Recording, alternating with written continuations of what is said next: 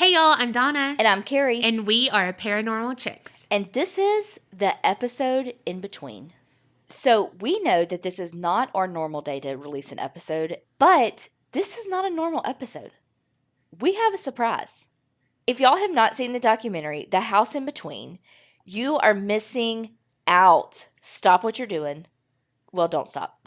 Still listen to this episode. But then go watch this documentary. It is amazing. It's number 1 on iTunes. It's been there for several weeks.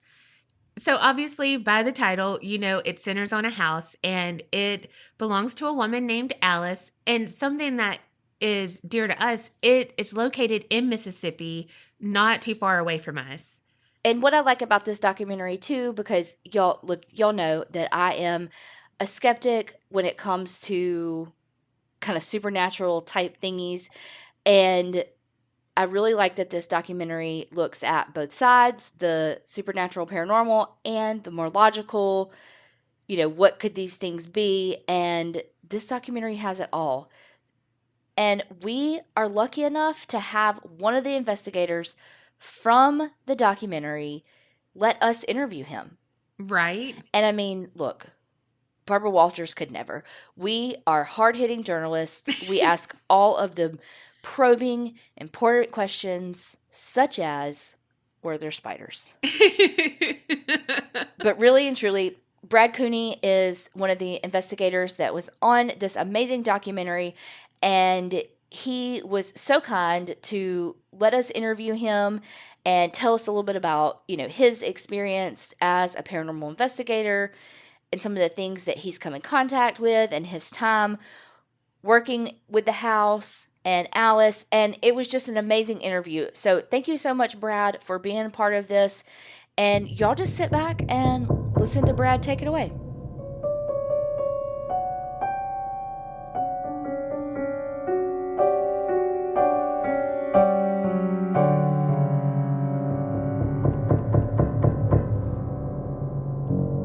Hey, Brad, welcome to the show.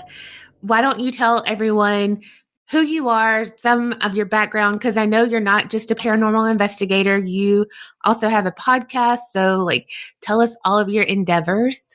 Basically, I'm a veteran of the armed forces, and I was served the country from 84 to 88 in the Navy. And once I got out of the Navy, I'm originally from upstate New York. That's where I went to high school and everything. And have family on my mother's side in Mississippi, so that's how I ended up here. But after I got out of the service, I stayed in the South, and I lived out in California for a quick minute, and then in Texas for like 10 years, and then I came here. So basically, I have a podcast show, and I also founded a boxing mixed martial arts website back in the day that did really well. I had 12 writers that wrote for us, and kind of how I segued into the podcast world was from the website world. We used to cover the big fights, mixed martial arts and boxing, and I used to get press credentials. And throughout the years of doing that, I rubbed elbows with a lot of people that were either celebrities or professional athletes. Because when I got press credentials, the actors and celebrities, they would get ringside seats, and I'd be like right down there with them. So it worked out great. So once we've ended up closing down the boxing website, and but I wanted to still do like interviews and things, so I got into podcasts, and I was able to use a lot of my connections from the boxing mixed martial art days to have pretty big name guests right away. So it was a pretty easy transition to do that. And of course, I wrote a book on boxing. Well, actually two. I wrote a smaller sequel to the first book. So after that, basically real quick, so we made pretty good money with the 8countnews.com boxing website, because we had a lot of the professional fight promoters that would pay us to advertise their promotions and advertise their upcoming fight cards. So that was real nice while it lasted. But what happened was social media happened. So rather than pay us, they were like, well, why should we pay these websites to advertise when we can just amass our own following? So that pretty much did us in as far as having the revenue to keep the website going. So I shut it down, started doing my podcast. And then about 4 years ago, a little bit more, I was watching TV one day and saw a local segment on TV about the haunted location in Mississippi. And I've always been into UFOs and Bigfoot and like just weird stuff like that because I'm kind of a nerd that way. Us And too. yeah, for sure. And so I watched this segment. It was done by Walt Grayson, who actually is also in the film. And I was like, wow, so where's his house? And I found that I was like right in Florence, Mississippi. You know, it's like right there close. So I reached out to Erin, who was in that segment that I saw on the news, and then she contacted Alice, and I met Alice, who's the homeowner, and went down there and met her, and like all kinds of crazy stuff happened in the house like day one, like literally like within 10 minutes of me being in the home, stuff started happening. And I was like, what the heck's going on here? Wow. And I was hooked ever since, and I started researching and learning how to use different equipment, and I got really hooked on it, and I've been investigating the house now for over 4 years. That's pretty much where we are. Yeah. I just kind of whipped like 15 years, 20 years in like, what, 5 minutes maybe? Yeah, there you go. Life in a nutshell. Okay, look, this is the most important question about the house. Okay. Is there air conditioning in it? Absolutely. 100%. I would die if there wasn't. Yeah, no, the house is fully furnished. I mean, it's fully furnished, it's powered. Yeah. Of course, Alice owns it, and she's there, you know, a lot during the daytimes. And Okay. Yeah, so she lives she lives not there. She doesn't sleep in the house anymore since she had some really, if you saw the film that, you know, Yes. mentioned in this film, she had some prolific experiences in there early on. And that was it. Once that happened, she just couldn't stay there anymore. And that's when she reached out and to try to find some help. And that's how John Bullard got involved. He was the investigator that was there, you know, years before I even got there. Right. And that was the launch. That was pretty much the launch of that whole house, you know, the paranormal investigating in that house. Well, you said that you've always been interested in UFOs, cryptids, that kind of thing. But like, did you have any experiences before you heard about this haunted house in Florence that got you into the supernatural? Oh, yeah. That's a great question. And the answer is yes. I actually had 2 separate UFO experiences. What? Really? Yeah. The first one was when I was in the Navy, and I was on my ship, and we were out in the middle of the North Atlantic. And there was literally no land like for thousands of miles, you know, 1,000 miles on either side of us. And we were in the North Atlantic, and I was an operations specialist in the Navy. So that's basically when you see on TV, like ships, you see the guys on the radar inside the radar rooms. Yeah. I was a radar operator in what they call CIC, which means Combat Information Center. And when you're out to sea, my position, we would stand what they call port and starboard watch sections, which means we stand watch for 6 hours, which means you're operating the radar or whatever for 6 hours, and then you're off for 6 hours. So you can either sleep, grab something to eat, go up topside and get some fresh air. Well, I just got off of a 6 p.m. to 12 p.m. or a.m. I mean, so it was a little bit after midnight, and I used to like to go up topside out to sea because it's really nice. You know, you get the sea air and the breeze. Yeah. And so out to sea, we also have what they call lookouts. So there's a forward lookout and an aft lookout. And the forward lookout is just the guy that has some headphones on, and he's got binoculars, and he's just basically looking to see if there's anything out there on the horizon that he needs to report. Yeah, he's the one who says, iceberg right ahead. Yeah, he is. He's that guy. You need a good lookout. So I was just up there shooting the breeze with him, and he was an African American kid, real good guy. His name was Watkins. I still remember his name. He's from Alabama. And we were just up there talking about girls in high school and just kind of like telling stories, and, and all of a sudden he broke his eye contact off of me, and his face expression changed, and he started looking over my left shoulder. So I kind of spun around to see what he was looking at, and there was just like this round ball, maybe as big around his relative size, maybe as big around as a marble. Wow. And it was skimming across the horizon, like way out off the horizon. And it was moving from left to right. And the first thing that popped in my head was, wow, like that can't be a speedboat, because we're there's no way, we're out in the middle of the ocean. Right. We're out in the middle of the Atlantic Ocean, so it definitely was not going to be a speedboat.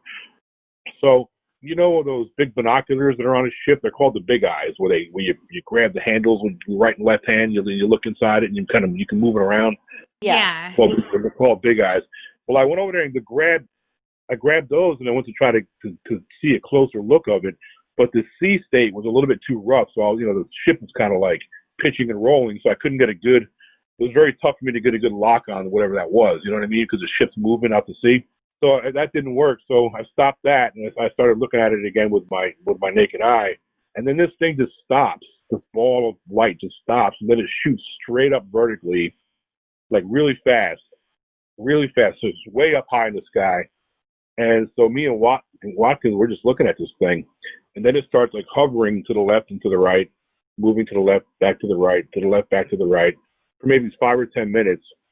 So we yelled down to the bridge, and even the officer of the deck, who was on the bridge at the time, he looked at it, he saw it. And then it was there for maybe another 5 minutes, and then it just shot like lightning straight up, like disappeared. Wow. So that's something I can't explain, and nothing that I know of moves that fast. I mean, I had a secret clearance at the time when I was in the military, and I was trained to identify all kinds of different, low flyers and high flyers, and I seen nothing like that in my lifetime that could do something like that. And the other UFO encounter I actually had was in 2013 here in Mississippi, and it was a July night, and this is you guys are gonna love this because you guys like to laugh. Okay, so this is funny. so I'm in my living room. I'm on my laptop, and I'm chatting with a good friend of mine who lives in the Philippines, and we're just chatting. And also, this is like 10 p.m. It's like 10 o'clock at night, so it's pitch black, summer night, and I hear my neighbor fire up his lawnmower, his tractor, his riding mower, and he's like cutting his grass at like 10 p.m. in the dark, and I'm like, what in the world is this guy doing?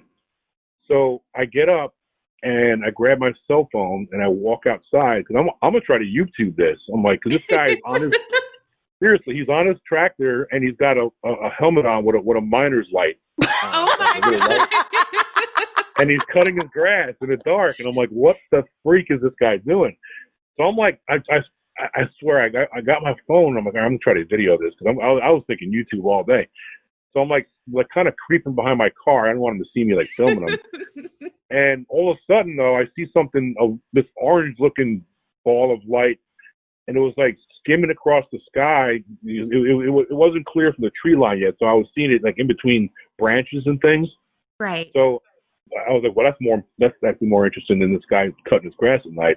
So I started looking at it, and then it gets out into the clearing over my house. And it was really weird. It was like this orange ball of light. It had no running lights, no port and starboard lights, nothing, no blinking lights. It was just an orange glowing ball. And it had this strange motion to it, almost like, remember those games when we were kids, the air hockey game? Mm-hmm. Yeah. Air hockey where the air blows up and it makes a little plastic puck float. Yeah. One of my favorites. Yeah. So you know how that kind of had an airy motion to it? Mm-hmm. That's kind of like how this thing was moving. It was like, it didn't have like a real propulsion kind of look, movement to it. It was kind of like it was floating through the air, but it had purpose, so it was moving pretty quick. Right. I'm like, what the freak is that? So I was watching it. So I watched it until it got behind trees where I couldn't watch it anymore. So I was like, wow, that's crazy. So then a second one was right behind it. A second one shows up. So now I got my phone and I actually filmed it. I got video of it. And I made one mistake though when I was filming it. I trained on it. In other words, I had my phone holding it up in the sky, and I was moving my phone with its motion. And I wish I wouldn't have done that, because if I would have kept stationary for a little bit, I would have got a better judge of how fast it was going. So it's kind of tough to see it when you look at the video. So anyway, so I followed that one as long as I could, and then that disappeared. And then like as soon as that one disappeared, maybe 5 seconds later, this white streak of light shot behind it and like chasing it. And it was almost like a flashlight. If you put a flashlight and you flash it to the wall and you kind of like take your hand and just kind of like whip your hand to the left real quick. Yeah. It just like disappeared, like this white streak of light. So I actually reported it to MUFON, which is a UFO reporting agency where citizens can report UFOs. And I reported it, and they actually assigned a caseworker to it. And that caseworker actually researched and actually talked to the Jackson airport to get like flight information, and he contacted the National Weather Service, and they did a pretty thorough investigation. And he got back to me and said, we can't debunk that. He said, that's something that's very, very interesting to us. So they got it on file. So those are my 2 UFO experiences. What? That's crazy. Also, Yeah. that just reminds me like of kids chasing each other and the mom's like, cut it out. Like the white light's like, cut it Yeah. out. The mom's Yeah. up, you know, and then it's Exactly. gone. Yep, exactly. Wow. Well, is that video up on YouTube? Yeah, actually, I think it is. I think it's on my YouTube page. I can get you the link to it. Okay, perfect. Yep, it's on there. It's just you know, it's just like a little ball right in the sky. But yeah, I think it's up there, and I think you might be able to hear the guy's mower in the background. That is great. I mean, who mows that late? I get mad when people mow early because I'm like, you're messing with my sleep. This guy, my neighbor, he's like, at the time he was in his 70s. I think he's passed away now because he about 4 years ago he just wasn't there anymore, and then I saw some other vehicles moving stuff out of his house. So then I talked to somebody, the neighbor, and they said, yeah, we think he's in a nursing home, and then the for sale sign went up, so I think he might have passed away. He was a nice guy. He was just a little bit weird. You know, that like that. Maybe he just didn't want skin cancer, and so he just really liked the night air. I feel like you could do that at dusk, but cool. Well, yeah, I'm with you. It's kind of weird. Well, I'm just kind of getting back to how you said right when you got into the house, there was stuff going on. Was there one spot in particular that had more activity than anywhere else in the house? You know, there is one room that has a unique feel to it. And one of the things we do a lot when we used to do a lot of tours, and we used to have, you know, people come in and we would do little presentations and tour them around the house and do like little mini investigations for people. And one of the things we used to do was we would pick one volunteer out of the group, and we would have them walk into each room in the house and then come back and back into where the group was. And then we would ask that person, which room was it that felt different to you? And 8 times out of 10, everybody would say the same room. Wow. And what we used to do is, like, right when we would ask for the volunteer, either me or John would write down on a piece of paper in front of everybody like which room we think it's going to be. So then, like, after the person was finished, we would show the group the piece of paper that we wrote down, and everybody would be kind of freaking out. But yeah, at least 80% of the time, it would be one particular room. Now, that's not saying it's the most active room, because really there's activity in like every room in the house at different times. But that room has a unique feel to it. Like every time I walk in there, there's a certain, you know, the temperature's a little bit cooler in there. You ever been in a soundproof? You ever been in a soundproof room? I don't think so. I don't think so soundproof either. Rooms are like recording artists and things like that. But there's a real, like a density feel. It's almost like a more dense feeling. Mm-hmm. It's like a little more pressure feeling. It's very, very dense and so quiet you can hear like your heartbeat in your ears almost. You know what I mean? It's like one of them situations. It's a different feeling there. But yeah, but there's been activity. I've documented activity in every room in that house over the years at some point. Wow. Well, one thing when we were watching the documentary, it focused on one part in particular, and it was the stairs. And we just had a question because, like, every time we saw this, because we are clumsy as fuck. But did y'all ever like trip over any of the trigger objects? That's funny. No, I have not. But it's funny because sometimes people will like knock them off and take them off for a while. And then it's fine though, because, you know, it's not really a normal thing for baseballs and dolls and all kinds of things being perfectly planted all over the room. But yeah, we're pretty, since we've, you know, the group of us that's been in that house investigating, like, I can be blindfolded and just walk that house probably like at 5 miles an hour and not like run into nothing. It's just, you just get used to it. When some of the people that you had come in to kind of debunk and try to see if there were any other logical explanations, and it would be like an electrician or something, I was like, I wonder what they think coming into this house, and it's just like all of these objects randomly on the stairs that they have to go up. Yeah, I mean, during the film process, it's pretty hard to like for them not to see that stuff. So, but you know, we had a lot of trouble with getting certain experts to come in, like geologists. We wanted to get a geologist to come in and talk about the limestone theory. But that was Steve, and of course Steve Gonzalez from Ghost Nation. He used to be Ghost Hunters, Yeah. our director, and Kendall Welton, our other director for the film. I don't know if you guys know, but Kendall was the cinematographer for Ghost Hunters on Sci-Fi for every season with Ghost Hunters. No, I didn't know that.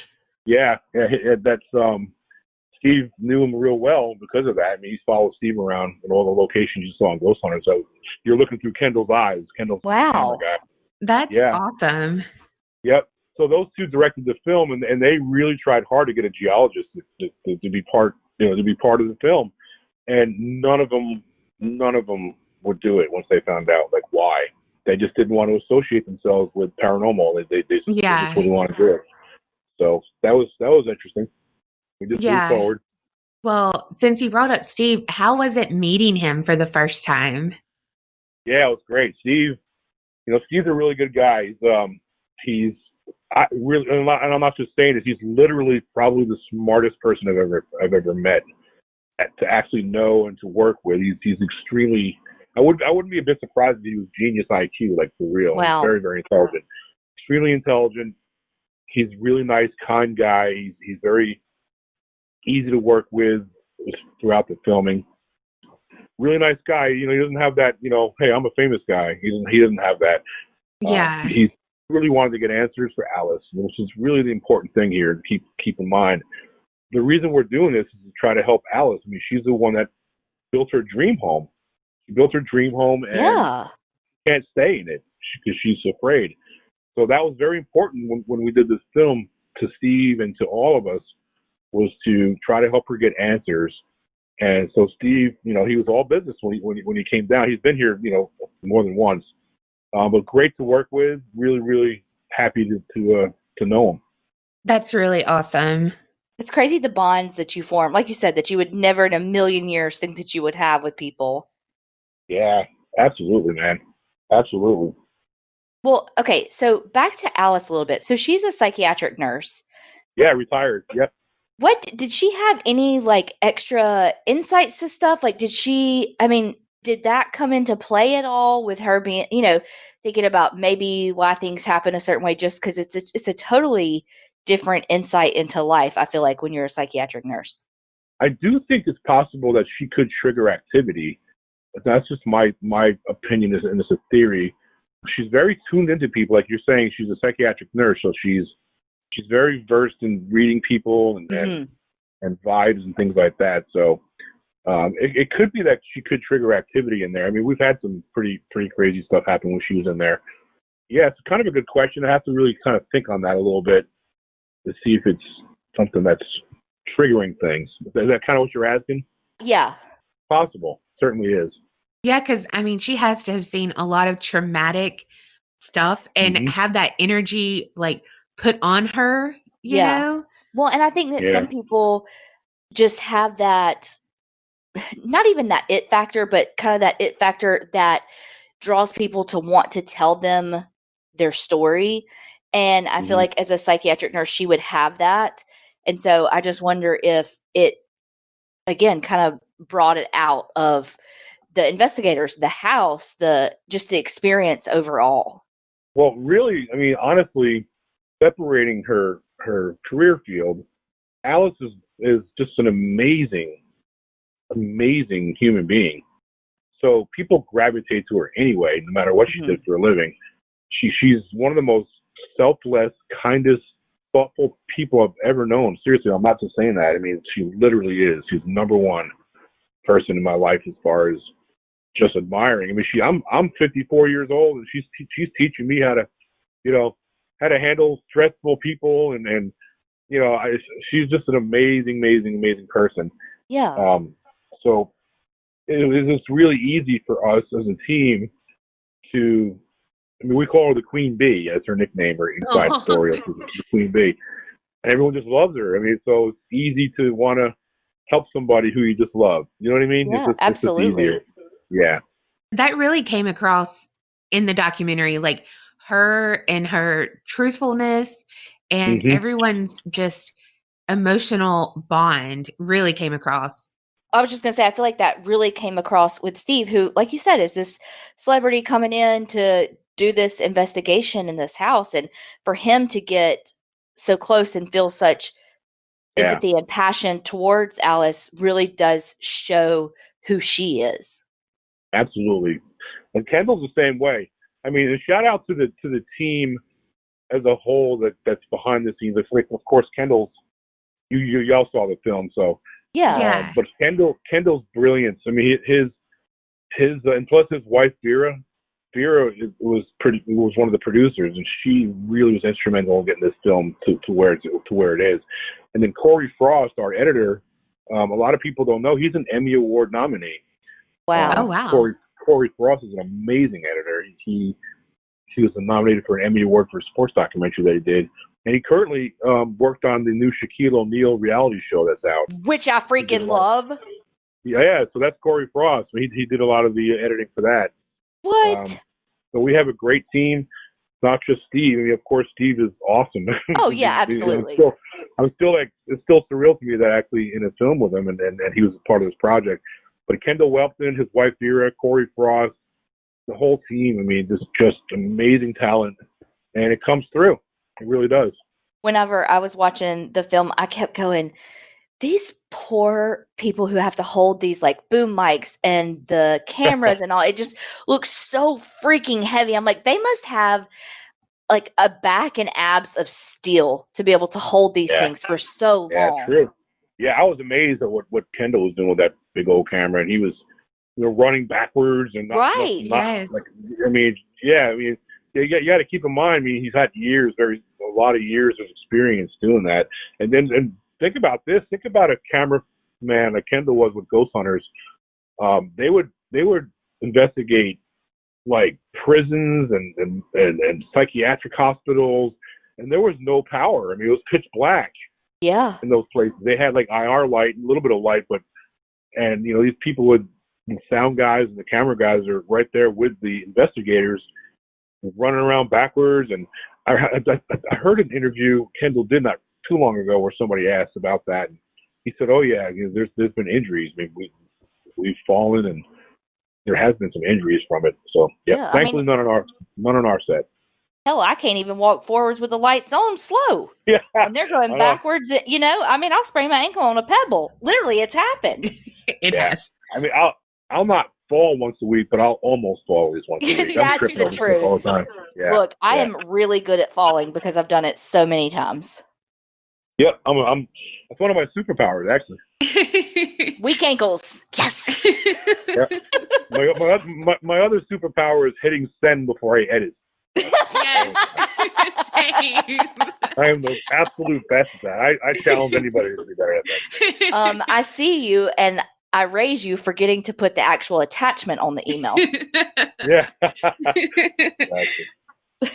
I got a funny. You guys want a real quick funny story? Oh yeah, hit us with sure. it. So some years back, this is when I was back in the boxing mixed martial arts world. My phone has like a ton of really famous people. I mean, like Tito Ortiz, Roy Jones Jr., Oscar De La Hoya, Mike Tyson. These are all people's like personal phone like numbers in my phone, right? Yeah. So I got a new phone. I'm going back some years. I got a new phone, and I wasn't really sure how to drive it yet because it was a brand new phone. And so this girl I was seeing at the time, I used to call her Pumpkin. That was a little nickname for her. I used to call her Pumpkin. That's cute. So me, being the absolute fool that I can be sometimes, I texted her. I said, "Hey, Pumpkin, how you doing?" I didn't realize I group text everybody in my phone. So I was having like the former UFC light heavyweight champion Tito Ortiz, like, yo, dude, we don't roll like that. So I had to send out another group text like with a purple face. Say, "My bad, y'all. That was too late to my girl." So I didn't. It like literally took a week for everybody to stop messing, like fucking with me for that. Oh so my gosh. That's a true story. Oh my God, that is great. Oh gosh. You fit in. Trust me then. Yes. Did the activity in the house, like, what are some things it did to y'all's technology, like to the cameras or microphones or anything like that? Oh, I can talk about that. So this is previous to any film stuff. This is going back years before a documentary even came up. Constant. A lot of times we have battery drains. I mean, I put brand new lithium batteries and digital cameras in there, and actually watch the little power, the little power graph Yeah. shows you how much power is left. Like just suck dry and then start flashing low battery. Had our cell phones freeze up, all kinds of crazy stuff. I mean, all kinds of equipment failure. Camcorders wouldn't shut off. We have camcorders shut on and off all the time by themselves. And y'all have that constant loop of footage going on in the house, right? Yeah, the house is every room in the house has a camera except for the bathrooms. Of course, we're not going to do that. We get in trouble. Yeah. Yeah. Then you'd be on the whole other side of this podcast, the true crime side. Yeah, that would not be good. But yeah, all the rooms are wired with cameras, and the reason for that was some years back, Alice would go in there. Sometimes there's a couple days, 2 or 3 days, and when there's nobody in there or whatever, and Alice would go in there, and she would check her mail and go in there and spend some of the day in the house. But when she would get in there, she would find things like weird things that were supposed to be up on the mantle or something in the middle of the floor. Yeah. Wow. The things out of place. So one day, me and Alice got talking, and I was like, "Look, John Buller was involved. We're like, why don't we just get a house surveillance system? We'll just run cameras, and maybe we can catch some of this stuff on video." And that was probably one of the best investments we ever made, because we captured a lot of evidence when nobody's in there, things moving and falling off things, and that's what's really cool. And what I'll do though is like every night before I go to bed, I'll pull up, because I can monitor the house with my phone. I have an app that I can right now. I can pull up live shots of the house. So every night before I go to bed, I'll screenshot every room. I'll pull up every room and I'll screenshot it. And then the next morning when I wake up, I'll pull up a live shot, and then I'll compare the screenshot from the previous night to the live shot that day. Yeah. And see if anything's moved. See if anything's moved from the point where I took the screenshot. And if something moves, I'm like, uh-oh, I got you. And then I'll just review video and wait till I capture it. Yeah. That's pretty smart. I was like, God, because I was wondering that. I was like, how do y'all comb through that many hours of footage for that many rooms? Yeah, that's a big reason how I just explained. That's awesome. Y'all did such a good job of like bringing in experts that were not paranormal investigators to investigate the house, to look for logical answers. Has there ever been something either in that house or just in your paranormal experiences that like you're like, well, that is the most random explanation for whatever happened?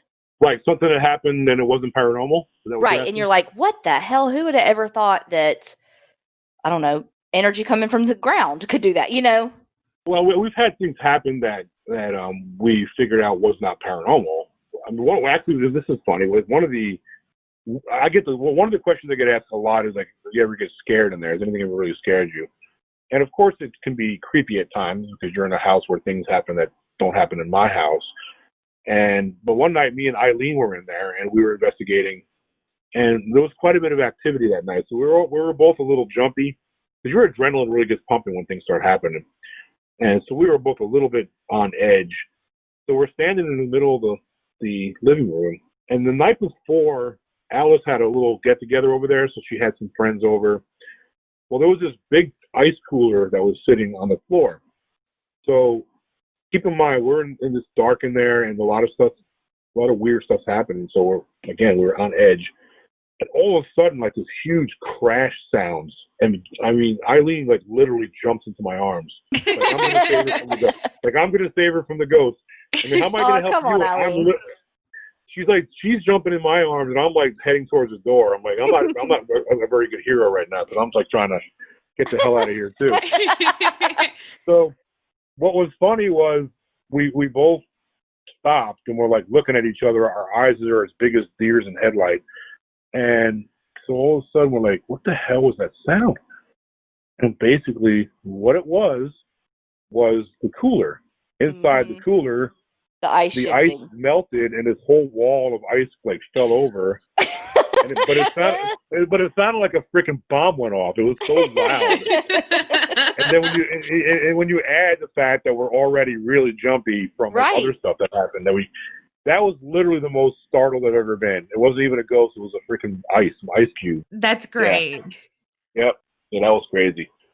Well, something that I'm scared of, because I do want to do investigations and stuff, but I'm really scared how you were talking about like that normally they go to places that are pitch black and abandoned and everything. So critters can usually inhabit those places. Have you ever had like a run-in where you're like, oh my God, I just felt something. I think it's a ghost and it's something like a spider or something like, Yeah, like cobwebs. I mean, cobwebs are always a real interesting thing because you're like, again, like I've been in locations where, you know, you're already, your head's already on a swivel. You're looking around and you're just waiting for something to happen.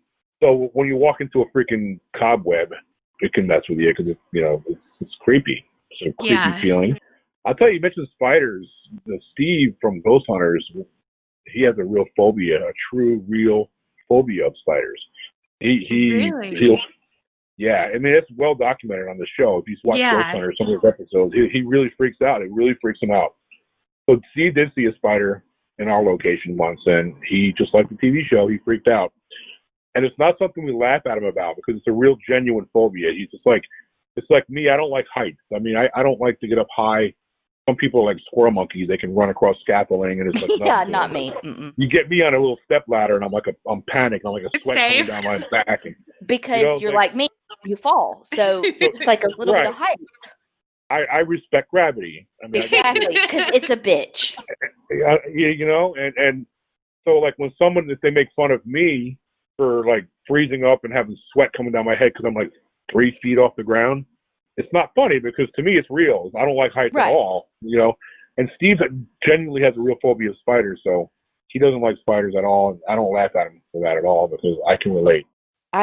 Just the thought though of like going in, like you said, some of these like old abandoned places and just like the rats and all those things that just could be running around. Oh, I guess let me say, what are some other places you've investigated and have you encountered things like that? I've investigated quite a few. I've investigated McRaven House in Vicksburg. Mm-hmm. Yeah. Built in the 1700s. This is a great location. I've investigated a decent home down in Jones County. Yes, that's so close to us, and we want to go so bad. It's a really great location. I'm not sure if you know the history of it. There's a film out that Matthew McConaughey did.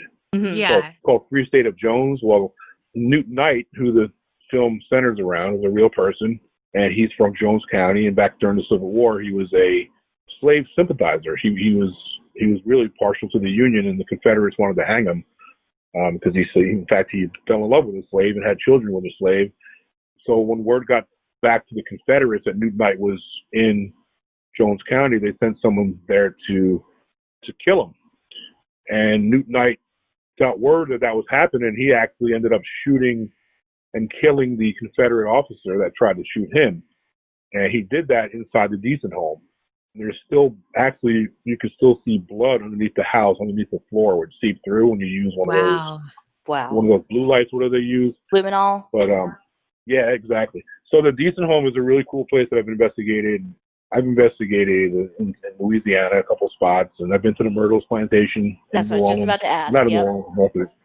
Yeah, I've been in a lot of different locations investigating. But Mississippi House, I know obviously it can sound like I'm biased because I'm involved with it so deeply, but it's definitely the most consistent as far as activity that I've ever seen.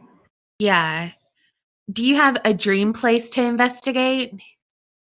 A few. I want to go to Waverly Hills. Me too. Us too. Me too. That is my top one. We were going to go last year to the Waverly Hills because we went to a true crime podcast festival and it was kind of on the way and we were going to go, but I was on a scooter with a hurt ankle, and so we couldn't go because I couldn't do all the stairs. So it's like, we were so close to going, and then I fucked it up.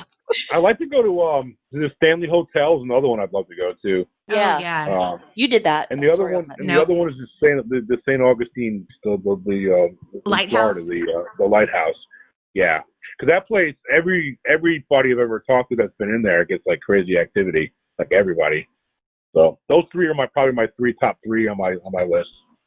Well, if you want two gals that one freezes up when she's scared and one screams like a scary movie, hit us up. There you go. That'll work.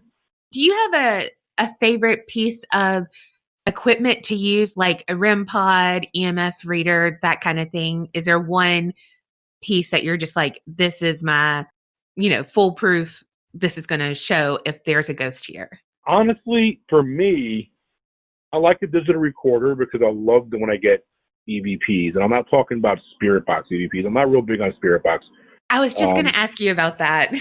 Yeah, Spirit Box, it's just a radio receiver that scans frequencies. And I just don't have a lot of stock in those because it's like, sure, you can get words because it's actually a radio. You're listening to radio stations, right? Like actual DJs. And so when it's scanning frequencies and it spits little words, that it catches in the process of that. And then maybe you might get a word that actually matches what you're asking to when you're doing the EVP session. So maybe it is within context, but I'm not sold because that could happen. You could when you're scanning all those frequencies but on the flip side, when you're using a regular digital recorder, you're doing EVP sessions and you're asking questions and then you play it back and you get like a foreign voice that's definitely not yours. Right. And there's nobody else in the house and it's actually a direct response. Now you got my attention because well, who the freak was it? I mean, it wasn't me and it wasn't Eileen because it was a male voice or the other way around. It was a female voice. So I love raw data. I like digital recorders. I do like thermal cans. I have a FLIR thermal can that I like to use to pick up different heat signatures and cooling signatures. So I like stuff that has like actual raw data, like K2 meters. In my opinion, I don't have any faith in them whatsoever because cell phones can trigger them. All kinds of different things can trigger a K2 meter to go off. Any kind of electronic interaction, wiring in houses can make them go off. So I'm not real big on those. I used to like REM pods, but even REM pods, I'm starting to lose my luster for those. For the same reason the K2, they're not as easily manipulated as a K2 meter is, but they can be, natural things can trigger them. Is there a question that you've been asked, like, because I know you're doing a lot of interviews and stuff. Is there a question that you have been asked that you're like, this is my favorite question, and here's my answer? You know what? There's not really one that's like sticking out. I do like questions that are relevant to paranormal experiences, and I think y'all's stuff on the UFO stuff's pretty cool. I like to talk about that too. Yeah. But I haven't had like one in particular question. I was like, wow, that's like my favorite ever. There's been some really good ones. Some of them are redundant, but that's no fault of anybody else because they're just asking questions that their listeners want to hear. Absolutely. Yeah. So I get that. But yeah, there's not one that's really grabbing me like, wow, that was the best question I ever had. There's been a lot of really good ones though. Well, what's the most surprising thing about a media circuit? Like, have you ever been on this side of it? Usually you're the interviewer. Is there anything that you didn't expect from being the person interviewed? I haven't had a problem because when you're in a location for as many years as I've been in there, over 4 years now, I'm very well versed on anything they can throw at me as far as that goes. Yeah. You know what I mean? So it's like, I haven't been tripped. Like when I say tripped up, I don't mean in any other context other than like, I got to think about that as far as the house goes. Yeah. Because it's been there so long, it's easy. And I've also been interviewed for when I was doing in the boxing world, I promoted a fight in Jackson at the Coliseum. So I did a lot of TV for that. So I've been interviewed before. So it's not really that new. Oh, okay. So yeah, not really. Is there anything about the house or the film that you want people to take away? Well, one of the things that I want people to take away, a lot of people make the leap to demon activity. When they hear of a house that's allegedly haunted, some people will make a leap to, oh my God, there's demons in there. And it's very important to me to emphasize and with all clarity that there's a gigantic difference between demon activity and spirit activity. First and foremost, a demon is not a ghost. A demon was never a human. Right. Demons are completely different. Demon haunts are extremely rare. Actually, real legit spirit haunts are fairly rare. A lot of people think they have haunted houses. Most of them aren't. Most of them can be explained by science. But there's that, small percentage that really are, and that's the ones that we're interested in. Right. But yeah, a lot of people, and I was a little concerned with the film. The film did a great job. The film didn't even go remotely close to any kind of demon stuff, which is great. But, I just wanted to make sure that the locals didn't think that there's demons in there, because Alice is there. Alice is in the house during the day a lot. So I don't want people to be treating her any differently Right. or bad. You know what I'm saying? Because people really associate demons with like crazy people, like, oh, you're into demons, and that's not true at all with this house. This location has nothing to do with demon activity. So that was really important. As far as what I want people to come away from the film, I think the brilliance of Kendall and Steve and Cory, the editor, they did a bang-up job with getting across what was most important to me was the actual true camaraderie and the love we have for Alice, and the mission there is to try to get answers for her. That's really important to us, and it continues, So that was really important for that to come across in the film, and I thought they did a brilliant job with that. Oh, absolutely. 100% Yes. It came across. Yeah, great. That's good. It's good to hear you guys say that. And I mean, Alice, her lipstick was on point the whole time. The whole time. I loved her bangs. Literally even made a comment like, oh my God, I love her lipstick. I was like, love her bangs, love her lipstick. She was giving me Stevie Nicks vibes sometimes. I was loving her. Isn't she so photogenic? She comes across on camera so beautiful. Yes, she does. Yeah. Even Carrie, she was like, I love how she talks. Like, she talks fast and just, I don't know. We were in love with her. And then again, the town historian, I was like, this lady stole the show. Yeah, I love her. Like, I absolutely love her. She's great. Yeah, she's like has her own following now. She's amazing.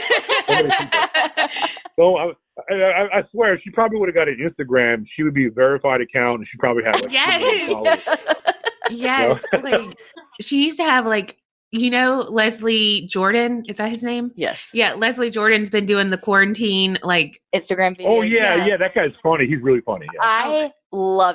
I have loved him since Will and Grace. I have loved him. Yeah. That new little show that he had come out with. Oh God, what's her name? She was always on the Carol Burnett show with her. Vicki Lawrence. Yes, they had a show come out where they were like in this retirement community. Like, love him.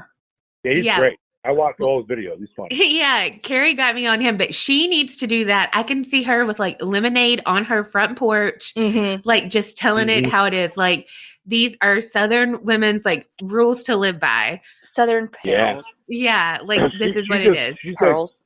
She's like the very definition of the South. This is a little Southern girl, man. She is everything Mississippi, everything South.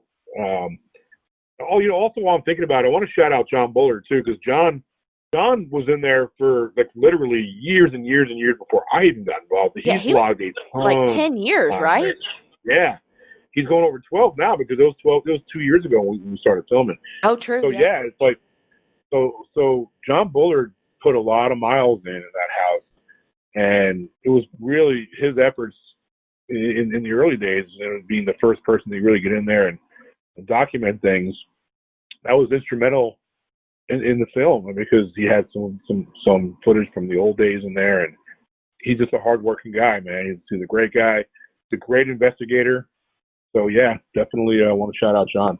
Yeah, I really enjoyed it. Like, just when you kind of like, oh, okay, there would be something else. It wasn't like necessarily like jump scares that you get from like TV type ghost hunting shows, but I really enjoyed it. And that's coming from the skeptic. In our podcast, Donna does the paranormal, I do the true crime stuff, and I tend to be more of the skeptic when it comes to paranormal activity, UFOs, cryptids, all those things. But I really like this documentary and how it was done. And again, brought the human aspect to it, and there weren't Mm-hmm. assumptions made, like you said, about demons or, Right. all the things. And I don't know. I liked the human aspect of it. We've had some of my favorite reviews and some of my favorite comments were from skeptics. Yeah. The skeptics were so appreciative that we put a film out that covered both sides. It wasn't just one biased ghost side. Right. The skeptics really, really respected the fact that we went out and sought out physicists. Michael Dennon is in the film. He's a physicist. He's a professor out of University of California, Irvine. He's in the TV. He's a regular on the TV show Ancient Aliens. He's a skeptic. They call him in. Gotcha. They call him in to counter the UFO theory side. For example, on Ancient Aliens, they'll show, like, I forgot his name, but he has a Greek name. He has black hair. And he's like, everything's UFOs in his mind. Yeah. The UFOs were built. The pyramids were built by UFOs, and then they'll go to Michael Dennon, and Michael Dennon will say, "Nah, we need to give the Egyptians a little more credit. They built these." So he was important, a very big part of the film. And again, getting back to my point, some of the skeptics, some of the comments that I've read in reviews or from skeptics were really good ones. That's awesome. Is there just kind of wrapping up, is there anything else that you want to talk about or that we didn't cover that you want to make sure gets covered? We have a website. It's www.thehouseinbetween.com. You can go there and check it out. We got some merchandise there that y'all can buy, some shirts and hoodies and things like that. I just want to thank you guys for having me on the show. Are you kidding? Thank you for joining. Yes, thank you. My pleasure. Also, thank you for your service. Oh, yes, absolutely. Oh, thank you. Well, you guys were worth it.